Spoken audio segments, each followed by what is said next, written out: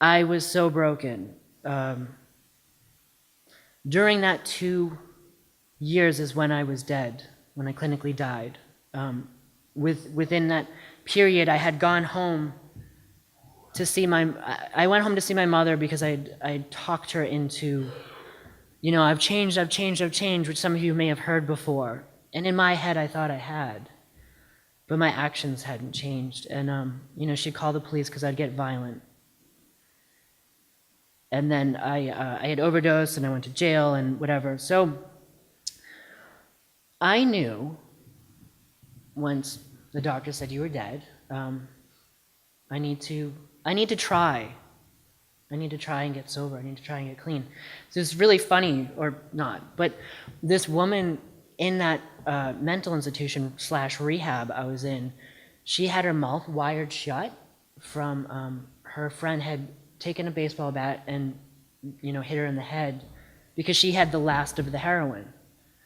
So she said through clenched teeth with her mouth wired shut, drinking methadone, don't ever do heroin.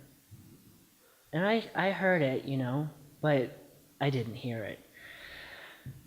I found my old coke dealer in Maryland. I left the rehab after a month, and my brain was just fried, man. There's something that happens, like, I don't know if it was because I was dead or whatever, but I was not in my body. I don't know how to explain it. It was something huge had happened to me. It was the best way I can explain it. And I stayed with him, and I learned one thing: you can never take these fucking pills again. And I didn't. Maybe like 1 or 2 times, but I didn't in that way. Like, I was like, okay, Joe, like, you need to stop. So I smoked pot and I drank and I got serious, and I was gonna move to New York because, I don't know, that's where addicts go, I guess. This is crazy. I can't believe this story has popped in my head. I was working at a restaurant in Maryland while I was with him in his basement. And at the restaurant, all I had to do was pour coffee. And this group was gonna give me $1 for pouring coffee. And I was like, this is the weirdest group in the world. What the hell is this? It was a fucking AA meeting. And they would have their AA, their 12-step group in the restaurant, and they would all tip $1. So I'm on the other side of the door, hearing their message of recovery. Like, it is touching me. It is like these people with the same darkness, the same demon inside of them, they're talking about having it and getting better. And at 7 a.m., I'm looking at tears in my eyes, and like, they do this thing as I'm pouring coffee, is there anyone new, who would like to say, or anyone counting days? And I so wanted to jump out of my skin. I wanted to be like, me. But instead, I switched shifts. And I never wanted to see those people again, because their cure, their recovery was too painful for me to understand at the time. And I didn't want to get better because I wasn't done. So I'll fast forward a bit because I'm a little running out of time, and I want to do a question and answer. But I was 22 years old. I moved to New York City. I managed to save up the money, and I discovered heroin. And that it's so amazing because how many people had warned me not to do this. But I figured, I've done the whole spectrum. Can't really call myself an addict if I haven't, done the mother of all drugs. And I didn't really have any self-respect left because it was broken. I mean, I was damaged goods back then, definitely. So it was very textbook heroin for me. I sniffed it, and that feeling of God came back, greater than what I described about the alcohol. This was like, I have devoured heaven and everyone in it. More than a solution. So, I started shooting it because, that's what we do. And my life didn't get as bad as it was while I was on pills. It's really weird. Like, heroin, I could sort of function, and I got this job. I ended up working at the New York Times, which is a great job. It's a good place to be at. And I didn't mention this, but the only thing I did academically was write. It was the only way I could deal with my depression. It was as if it was a translation for pain, if that makes sense at all. It does to me. So I wanted to work at the New York Times, and I got a job because I still looked innocent. You know, I took out all my piercings, and my hair was back to brown, and I looked okay in a dress suit. So they were like, yeah, we'll let you in here. And I worked my ass off, even though I was getting high there. And my last job, I worked there for 4 years. The Times is full of addicts, of course, like every job in America or in the world. And I wrote the weather. So I got to write something, right? And the weather is actually the most read thing in the paper. It's that little weather ear, and there's like 7 or 8. So since I was high out of my tree, I wanted to really write the weather, you know, like poetry. And I tried.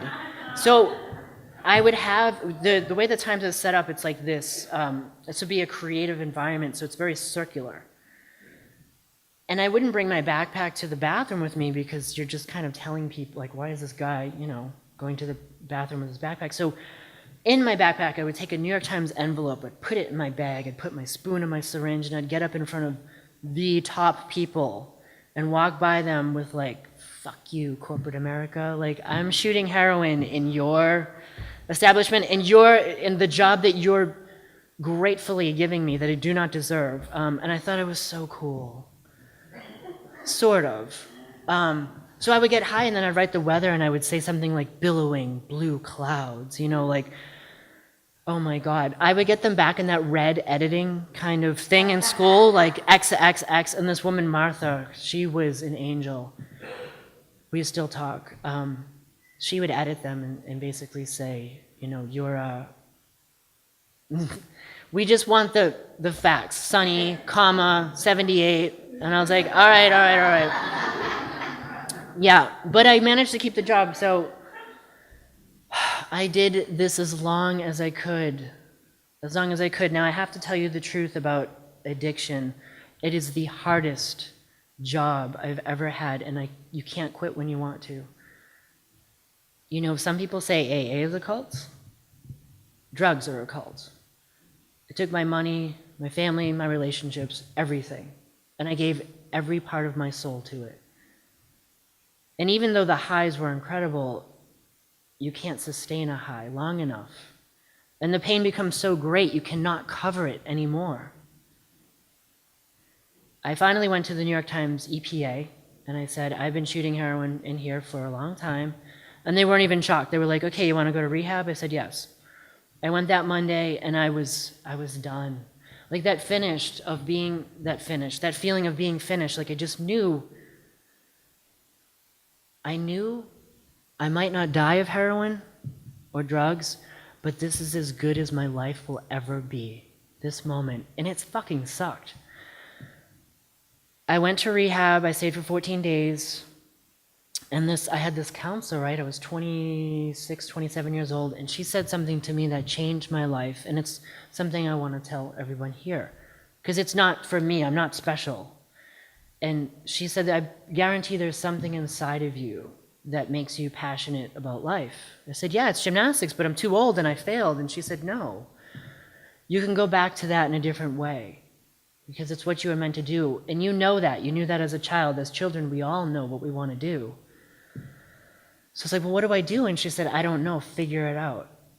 So I went up into my room, and in this rehab, you're not allowed to exercise because they don't want your endorphins, like, to up, and it's all decaf, and they tell you it's not. Yeah, nice. Anyways, I started doing handstands and push-ups, and because I was desperate. I can't even tell you. It's like she tore that thing out of my soul, that one spark I had left. And I said, okay. The next day, more handstands, more splits, and the next, and the next. And then something crazy happened. I went back to the New York Times, and everyone was asking me, did you get your braces off? I said, no, I never had braces, because I was actually smiling for the first time. And I was sober, and I had that glow. And people were stopping me, and they're like, you look great. Because my skin was kind of green before. Like, it's true. God, I would throw up all the time at that job, because heroin makes you puke. But And then I would blame it on someone else. I'd go to my boss and be like, someone got sick in the hallway.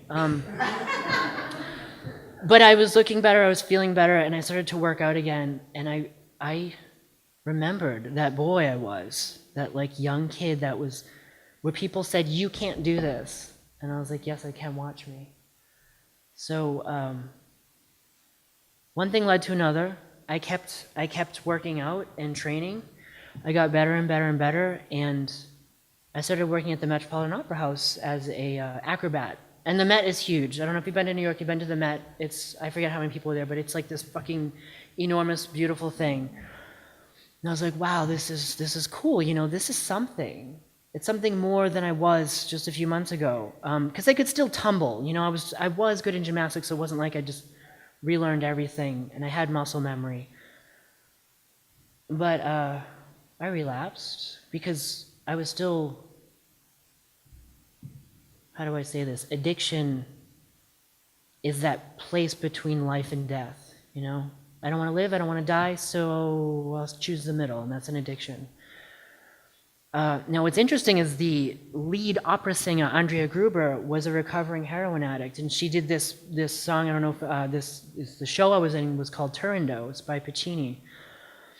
And she sings this aria, it's so fucking powerful. And I knew she was a recovering heroin addict because I'd seen her in meetings. And I had been going to meetings the whole time, just not really paying attention. And I would shoot up, I'd go on stage and I'd hear her do this aria. Like, and here's a woman, right? Beautiful, clean, singing for her sobriety, and I'm praying to God her voice will penetrate my addiction. And all these people staring at me like this, watching something and not knowing the real story, you know? It was pure hell. It was pure hell to be tumbling, doing that passionate thing high. So I swapped back and forth for a good year between entertainment industry, and I also worked at the New York Times.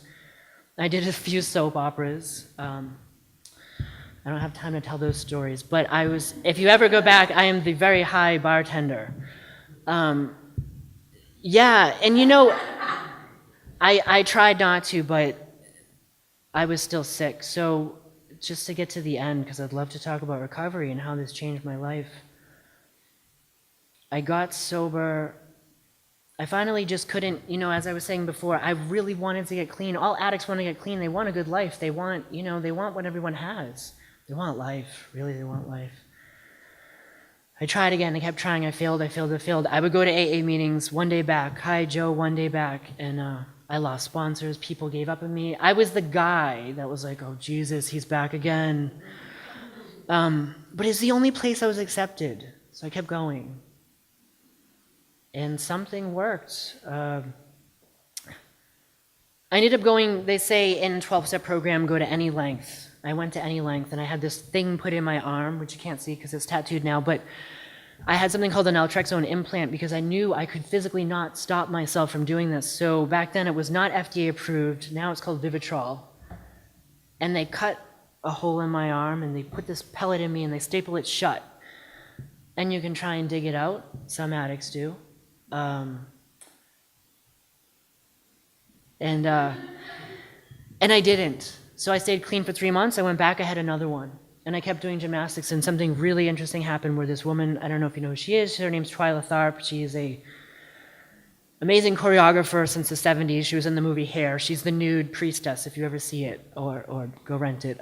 Beautiful. And she's iconic. And I'm not a dancer, but she saw me, and I had 90 days clean because I kept trying, and she's like, I want you. Nobody had ever said that to me in so long. I want you.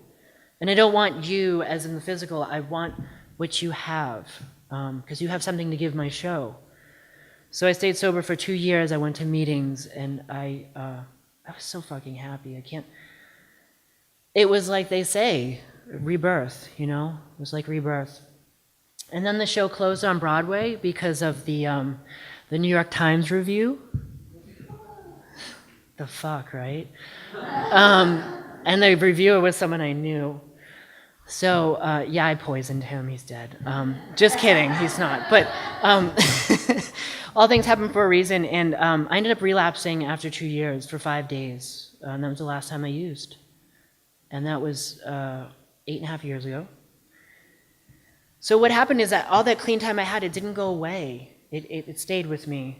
And I kept doing what I love to do because it was the only time I was really happy. I went back to the Met.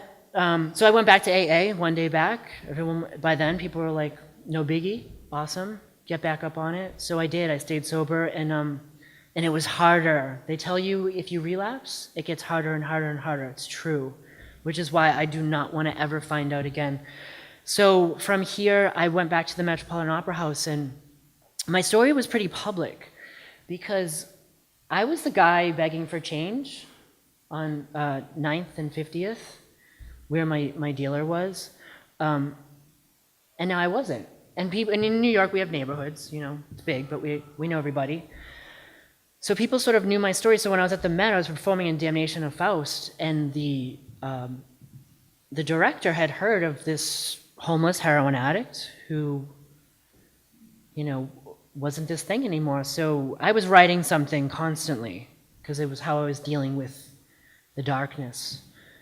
And he said, what are you writing? And I was like, nothing. And he said, well, I heard about your story and I'm directing a Cirque du Soleil show. I would like you to be in it.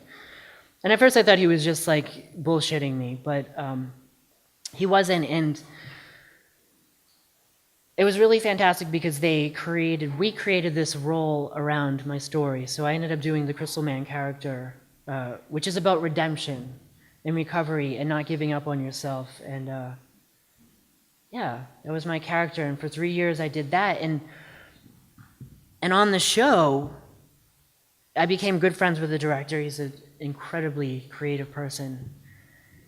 He's like, I've read your work because I was writing and I wanted him to read something else. And he's like, I think you should write your own story. And I was like, no, I don't want to talk about myself. It seems a little, like masturbation almost. And he's like, no, you could really help people. And that touched me a lot. I was like, well, I would love that. If somebody out there could prevent the road I went on. So I began writing my story, and it was so challenging because we were touring through every country, and Cirque, man, the most rigorous job I've ever had in my entire life. 10 shows a week, 1 day off. You're in Paris, but you're not in Paris. You're in a circus tent. So I would write my story with every ounce of my heart. Every ounce of my heart. Not thinking it was ever going to be published, because that's a lot to, me, I'm the homeless junkie. So things happen the way they happen, and I found a publisher. That's not true, actually. I found this one woman this big publisher from Abrams, and she's like, you'll never get that book published because you're not famous enough. So I still want to email her. So no, it was fantastic because I did get a publisher, and that took a life of its own, and it was really incredible to do that. And I'm happy to be able to give back in that way. And just really quickly, and then I'll take some questions, like how my life has changed right now in 8 years. I'm still an absolute nervous wreck. I don't want to get high anymore. I like coffee a lot. I'm terrified of people. I tried when I came out here to picture you all naked to help me, but everyone's too attractive, so bad idea.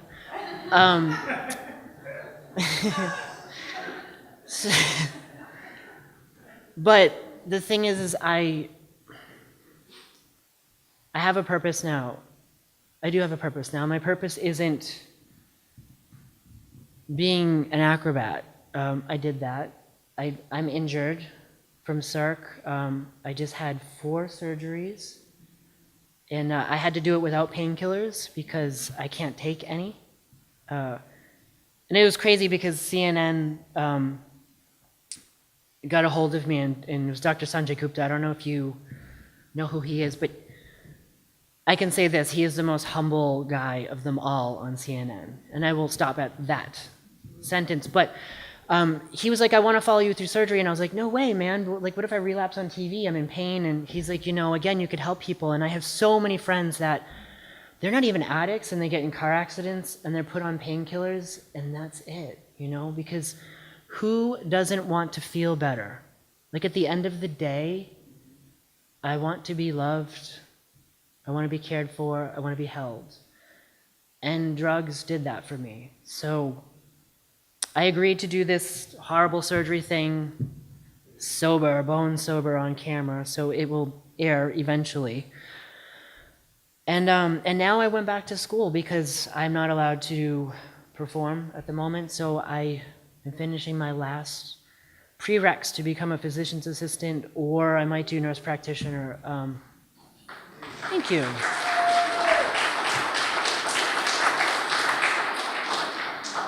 Yeah, it's weird. It's very weird. It's difficult.